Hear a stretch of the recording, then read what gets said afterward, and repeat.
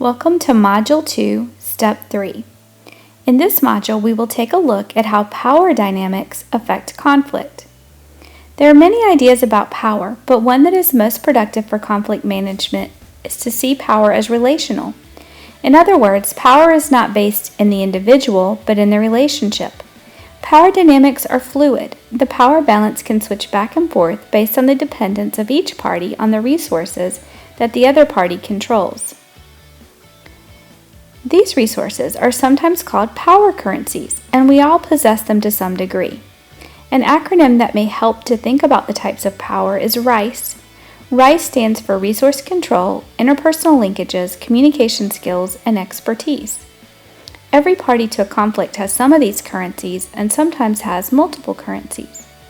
Resource control has to do with the power to control resources, often economic resources, usually as part of a job position or title. A CEO, for example, has the ability to allocate resources and the power that comes along with that responsibility. Interpersonal linkages refers to the power we gain based on personal connections. You may have heard the expression, "It's not what you know, it's who you know." Communication skills can also be a source of power. The ability to communicate well with others can help you bring value to an organization or enable you to solve problems at home. One example of this kind of power is the employee who is able to help a company develop a brand.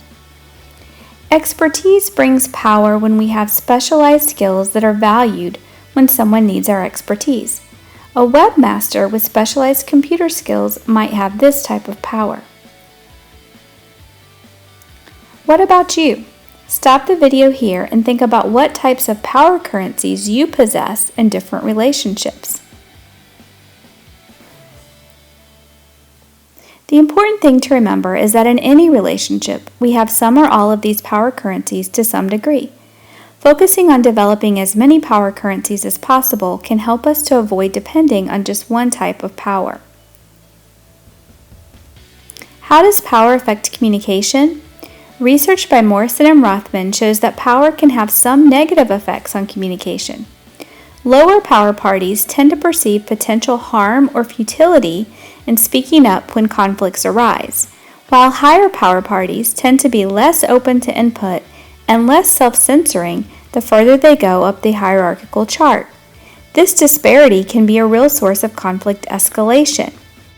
Of course, there are exceptions to every rule.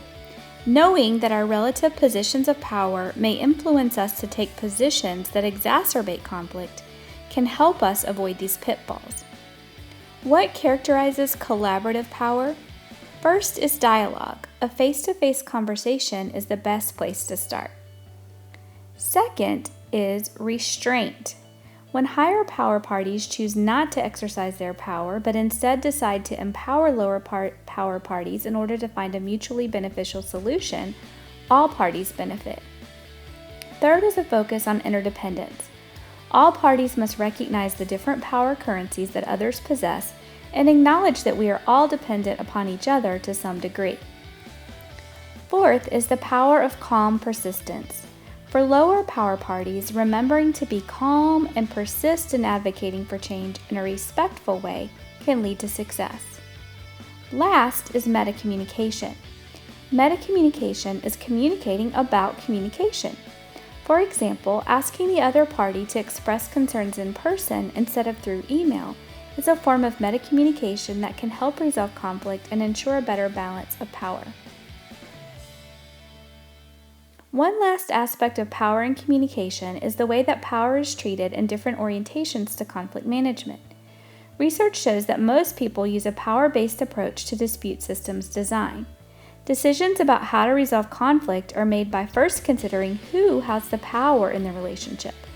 Basic human rights and legal obligations are given some consideration, but the interests of those involved in the conflict are not a focus.